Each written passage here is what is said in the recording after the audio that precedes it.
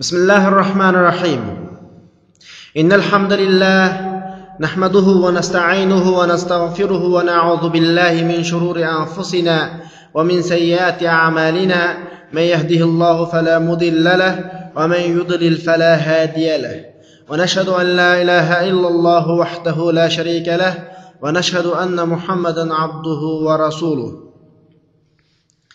يا أيها الذين آمنوا اتقوا الله حق تقاته ولا تموتن إلا وأنتم مسلمون يا أيها الناس اتقوا ربكم الذي خلقكم من نفس واحدة وخلق منها زوجها وبث منهما رجالا كثيرا ونساء واتقوا الله الذي تساءلون به والأرحام إن الله كان عليكم رقيبا يا أيها الذين آمنوا اتقوا الله وقولوا قولا سديدا يصلح لكم أعمالكم ويغفر لكم ذنوبكم ومن يطيع الله ورسوله فقد فاز فوزا عظيما أما بعد فإن أصدق الحديث كتاب الله وأحسن الهدي هدي محمد صلى الله عليه وسلم وشر الأمور محدثاتها وكل محدثة بدعة وكل بدعة ضلالة وكل ضلالة في النار.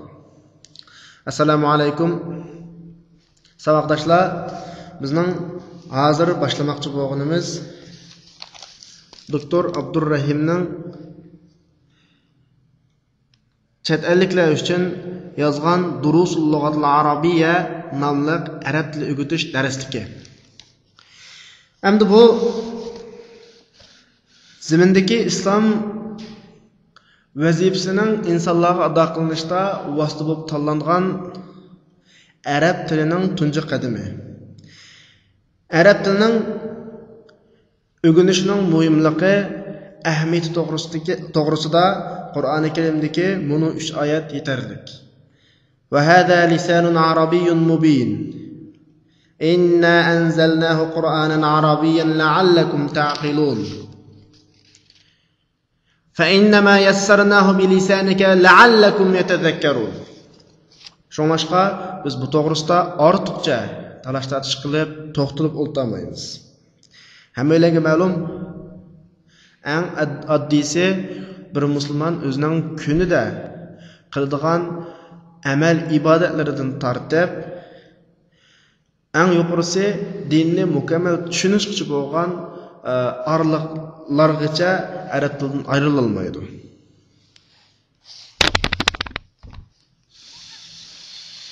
Endi hozir o'qimoqchi bo'lgan kitobimizning o'rganish uslubi har bir darsda ma'lum shaklda nuqtaliq grammatika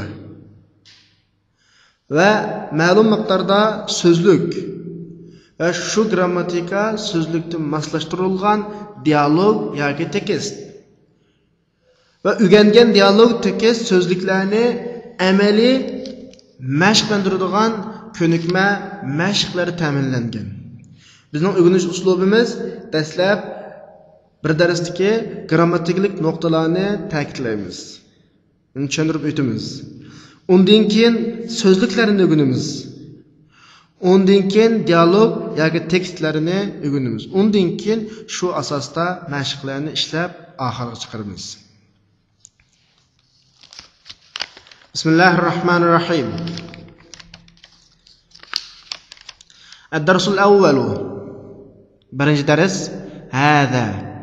أمد برنج درسimiz bu tunji ders o'qishga o'quvchilarning mu arab tiliga tunji qatim qadam bosishi bo'lg'achqa, ya'ni ularning zehni arab tilidan butunlay xoli bo'lg'achqa, olib turib bu darsda ayrim so'zlik bermasdan, balki suratga qarab turib o'quvchilarga so'zlikni tunishni maqsad qilib suratlik dars bergan. Shuningdek biz avval suratlarga qarab berilgan shakldagi jumlalarni o'qish orqali qalbimizga ozdir ko'pdir so'zlik singdiramiz. Birinchi darsda biz qo'llanadigan shakl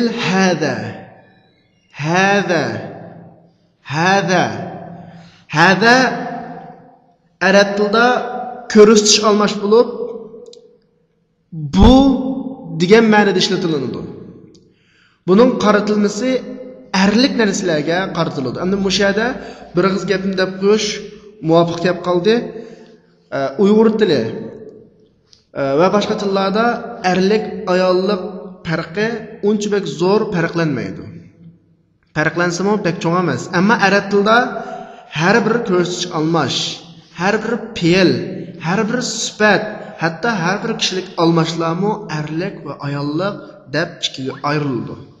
Shunga men hada to'g'riliq so'zlagan vaqtda hadaning erlik uchun, ya'ni erlik narsalar uchun qaratilganligini qayd qilib o'tdim. Endi balkim so'rab qolishi mumkin. Canlıq narsalarni o erlik, ayollikda ikkiga ayrılıb bular. Cansız narsalarni desa, bunumu sözning tarkibidagi kichik ta, ya'ni to'xtagan vaqtda ha talaffuz qilinadigan ta kelgan kamiganlikka qarab erlik, ayollik deb faraz qilamiz. Gerçi bu haqiqiy erlik, ayollik deb ayrilmasimi amaliyotda, jinsiyat ayrilmasimi, ammo so'zga muomala qilishda erlik va ayollik shaklda muomala qilinadi. Bugun o'rganmoqchi bo'lgan darsimiz hada bu degan ma'noda. Unda olsa menga agishib tuvandagi rasmlik berilgan so'zliklarni, jumlalarni bir o'qib chiqaylik. Hada baytun. Hada masjidun. Hada babun. Hada kitabun. Hada qalamun. Hada miftahun. هذا مكتب هذا سرير هذا كرسي Müşekege vaqtida unalg'uni to'xtatib qo'yib, yuqorida o'qilgan so'zlarni bir necha rat takrorlab, og'zingizni yuqoridagi o'qilgan so'zlarga ko'ndiring. Endi ko'ndirib mashq qilib bo'lgan bo'lsangiz, biz bu yuqoridagi jumlalarning ma'nosini mulohaza qilib boqaylik.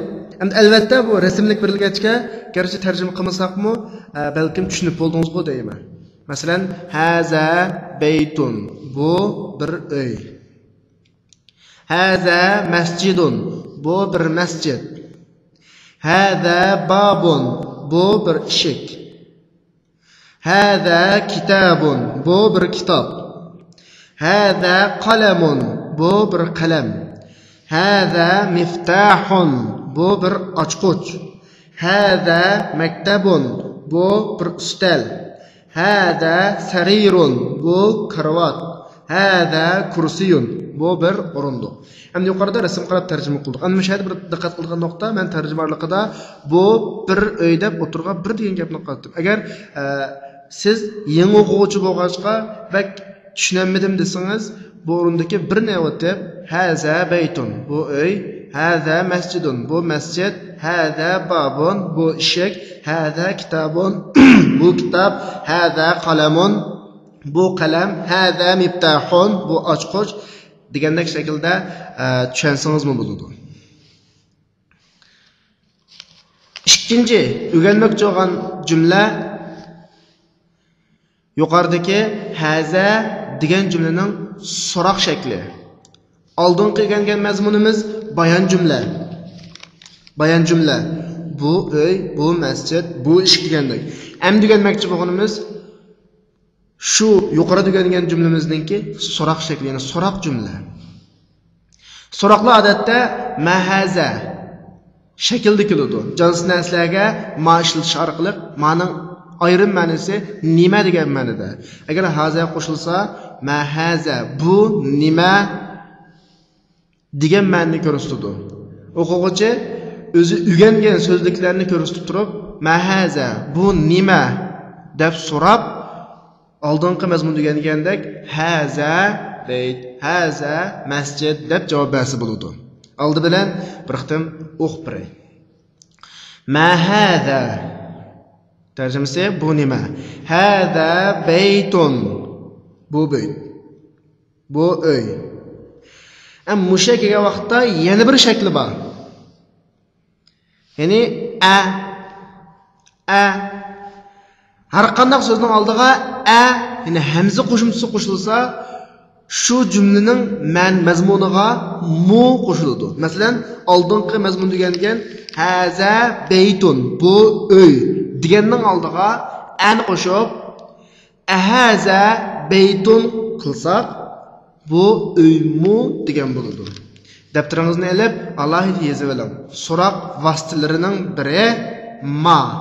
Buning ma'nosi nima? Buning ma'nosi nima bo'ladi? İkinci so'roq vositasi a, ya'ni hamza. Buning ma'nosi mu. Hada baytun, bu uymi? Na'am, hada baytun. Ha, bu uy. Bu o'rindagi na'am javob berish harfi bo'lib, ha, shundoq degan ma'noni ifodalaydi.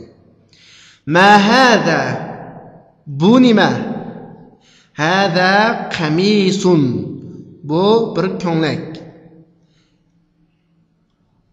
Ahada sarirun, bu karvatmı? La. Hamda la deganimiz bu mu javob berish harfi, ammo bulusiz javob berish harfi. Yo'q, undaq emas degan ma'nolarda. Hada kursiyun, bu bir o'rindiq. Ahada miftahun, bu ochqichmi? La. Hada qalamun, yo'q, bu qalam. Ma hada, bu nima? Hada najmun, bu yulduz. Menimcha bugungi darsdagi ikki mazmundagi nuqtaliq mazmunlarni tushuninglar deyman.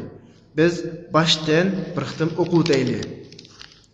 Hada baytun, hada masjidun, hada babun, hada kitabun, hada qalamun, hada miftahun. هذا مكتب هذا سرير هذا كرسي. إشكين درس ما هذا هذا بيت. أهذا بيت؟ نعم هذا بيت. ما هذا قميص. أهذا سرير؟ لا هذا كرسي. أهذا مفتاح؟ لا هذا قلم. ما هذا نجم. مشاهدة uyalg'ini to'xtatib turib, yuqoridagilarni bir qurut takrorlab oling.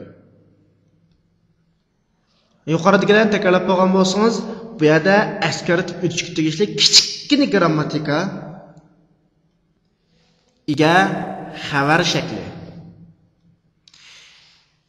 Ega deganimiz mazmunning boshlanish nuqtasi, xabar deganimiz oxirlash nuqtasi.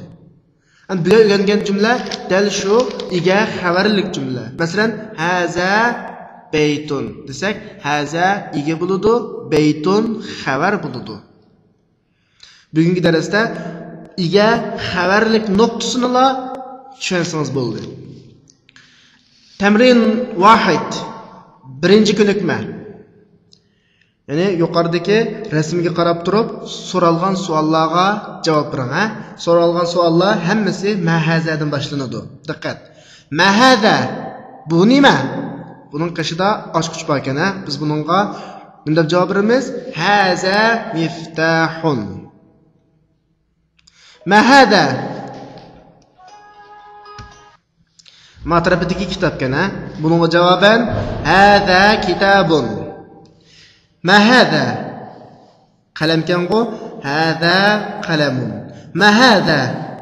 كنغو هذا باب. ما هذا؟ هذا بيت. ما هذا؟ هذا كرسي. yuqoridagidek narsalarga ko'rsatilib turib savol so'ralsa, shu shaklda javob bersak bo'ladi. Tamrin 2. ikkinchi ko'nikma, ya'ni at-tamrin as-sani yoki endi ikkinchi ko'nikmada bizga a, ya'ni hamza so'roq vositasini ishlatib turib, a, ya'ni hamzadan iborat so'roq vositasini ishlatib turib, so'ralgan savolga javob beramiz. Diqqat. Ahada baytun. Ma'nosi bu uymi? Qarab boqaylik. Masjid kango deymiz. La. Hada masjidun. Ikkinchi savol. Ahada miftahun.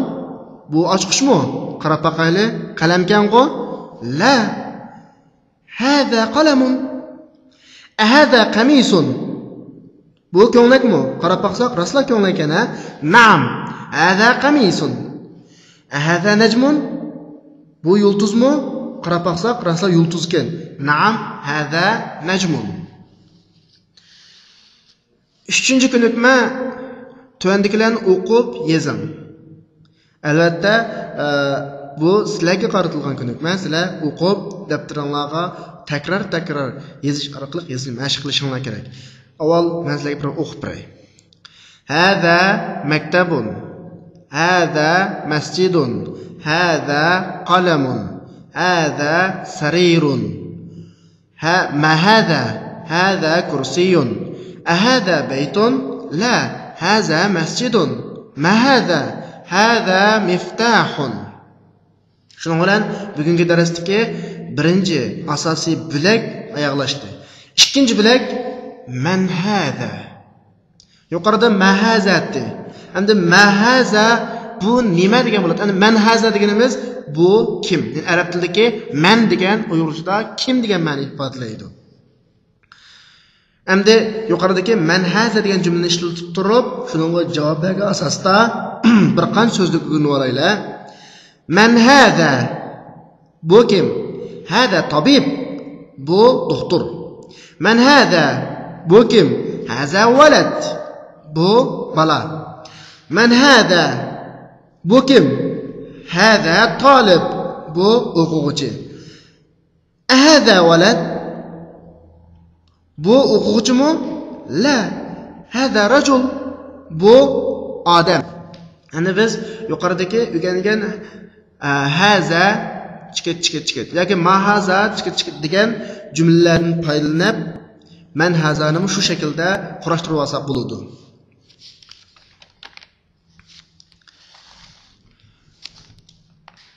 Mahaza bu nima? Hada masjid. Bu masjid. Man hada bu kim? Hada tojir. Bu savdogar. Mana ikki jumlada sizlarga aniq solishtirib o'tadi, ha? Agar narsalarni so'moqchi bo'lsak, ma'ni ishlatadi ekanmiz. Agar odamlarni so'moqchi bo'lsak, manni ishlatadi ekanmiz. Ammo narsani ko'rsatish uchunmi, odamni ko'rsatish uchunmi hazani ishlatsak bo'laveradi ekan. Shuni o'qib tushunib olsak bo'ladi. Haza kalbun. Bu it. Haza kalbun. Bu itmi?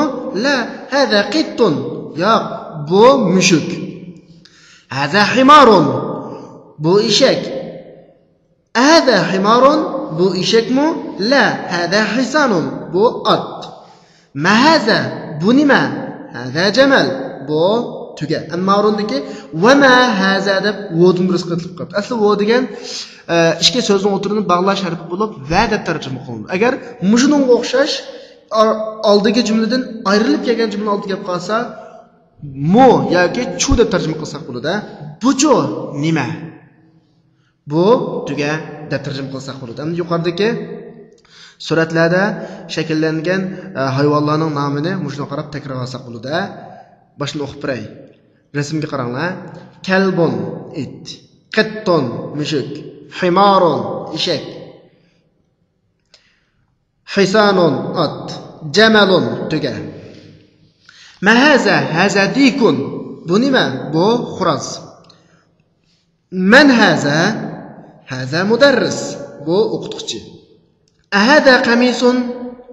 Bu ko'ylakmi? La, haza mindilun. Yo'q, bu lunga. Endi yuqoridagi bizga berilgan jumla shakllaridan biz bugun ozroq ruchani ega bo'ldik-ku deyman. Endi mush asosda yuqoridagi narsalarni o'zimiz ko'rsatib turib, so'rab yoki so'roq ani ishlatib turib, "Mavu mundaqmi?" deb so'rab, buningga javob berib mashq qilsak bo'ladi. Tamrin ko'nikma. Iqro vaktub. Tuandikilarni o'qib va yezing. Ammo u o'zimizning topshiriq, ha? Shunda bo'lsa-mu, men sizlarga bir o'qib beray, ammo o'zingizlar ullik o'qiysizlar. Ovozinglarni chiqarib qo'yib o'qiysizlar. Imkoniyat bo'lsa, o'zing unolog'ini qo'yib, o'zingizning ovozni o'zingizlar elib, unolog'ini o'zingizlar anglab baqsanglar bo'ladi. Buningda o'zingizning talaffuzini o'ngshashga foydali. Ma haza? Hada qalamun. Hada kalbun. Man hada? Hada tabibun. هذا جمل. أهذا كلب؟ لا، هذا قط. أهذا ديك؟ نعم. أهذا حصان؟ لا، هذا حمار. هذا منديل. أهذا ولد؟ نعم. من هذا؟ هذا رجل. Shundan bugungi darsimiz oxirlashdi. Alloh sizlarga bizga asonlik bersin. Va sallallohu ala xayri xalqihi Muhammad va ala alihi